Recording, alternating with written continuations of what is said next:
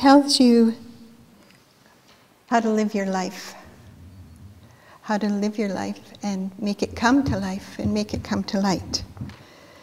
And it's very useful because it's not, it belongs to every part of your life. Because at the bottom, you're beginning. You're on Earth. And Earth is pretty solid as things go. But it's, spinning around in space, so it's a little tricky.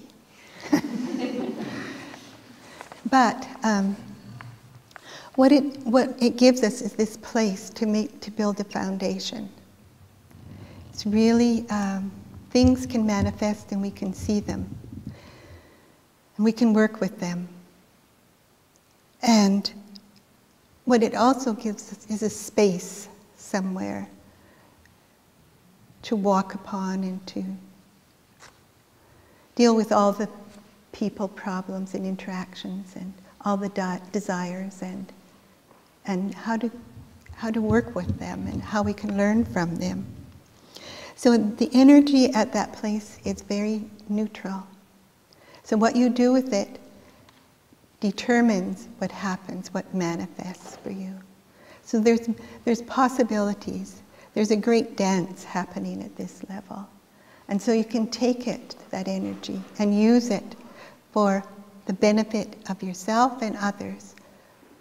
Or you can become entangled in it, because there's jungles and deep, muddy places, and it's dark and it's light, and it gives you all these potentials, all these ways of being.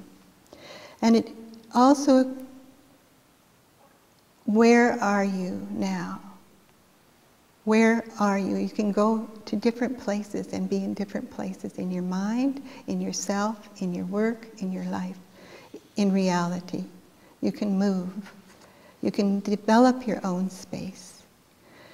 And if you're beginning something, like I like to think of it as sort of a map of giving myself permission to be in that kind of space where there's lots of potential. There is a space, it's sort of open. And I was just doing a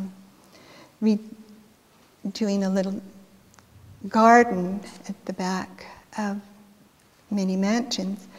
And the first thing that I had to do was clear the space, like take the sod off that just was full of weeds and make the space clear. And then there was this potential of that space became available to me. And it was like, what was it going to be? So then, I didn't know. But I knew that there was this space that could be developed, that had the potential for something more beautiful than was there right then. So it lets us have that space to take the next step. And then the next step is to imagine what it could be like. And then to look at, because the next step is water, which is a little less solid, but very powerful also. And it is like, what is the image that's going to come there? So you can also take it into your own self. Like, you can have this great space and you can have this potential, but what's your self-image? Does it bring you to a place of inspiration or knowledge, or does it keep you tied to the past? So that what you have, you can never step forward. Because your self-image, the reflection, that even the reflections you can write will keep you bound to the past instead of moving you into a new way. Who do you want to be? What do you want to do? Why do you go back? How are you going to step forward? And what does that water have to do with it? Like, what is the image? What is the flow? How do you step into it. And if you don't know those two things, you get earth and water and you get mud. And a lot of people get stuck because they don't move. They don't flow with the next thing that comes. Their imagination only goes to the most, the worst thing about them, or the thing that didn't happen, or the thing that should have happened, and the resentments, the desires.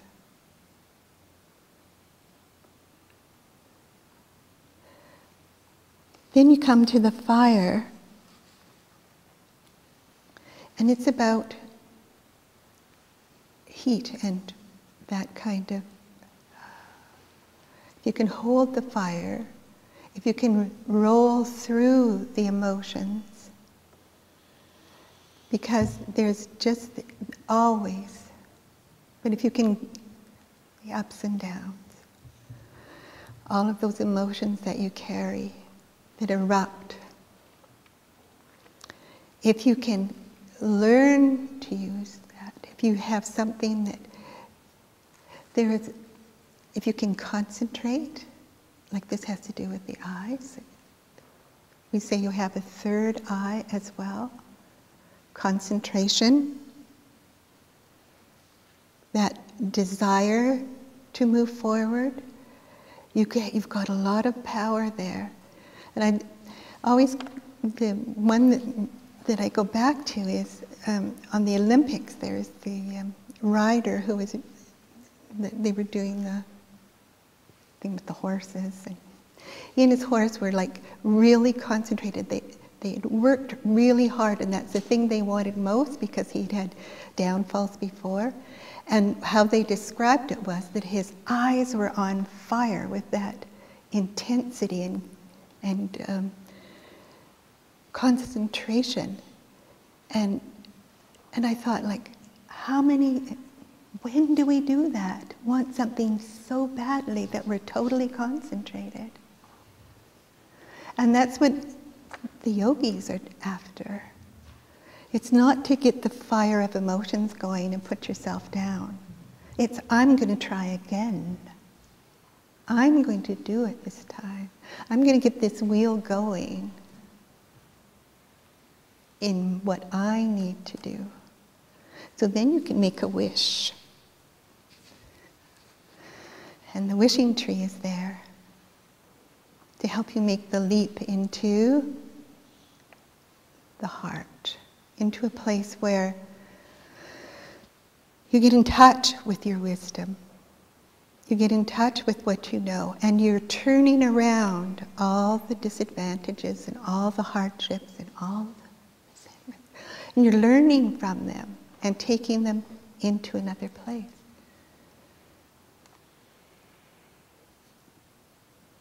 So already your garden is changing. You really want the garden to work. You've got this image, you've got some power behind it, and you really want to make it lovely and care for it. Really care for something. Really care for somebody. You say you're in love, you have to really care for somebody to be in love. You have to really care for your garden for it to grow.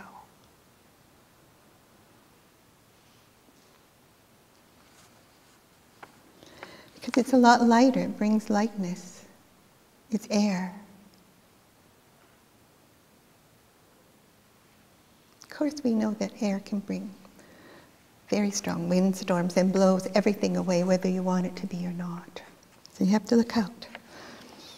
And then you come to this one where they have so many tools. So each one, if you get stuck in here with the mud and the water, if you get stuck with the water and the fire, you know that what'll happen there. And if you get stuck with the fire and your heart, could be good, could be, you have to just see what's happening and then go to that place and find out what the tools are. They're very specific to each place.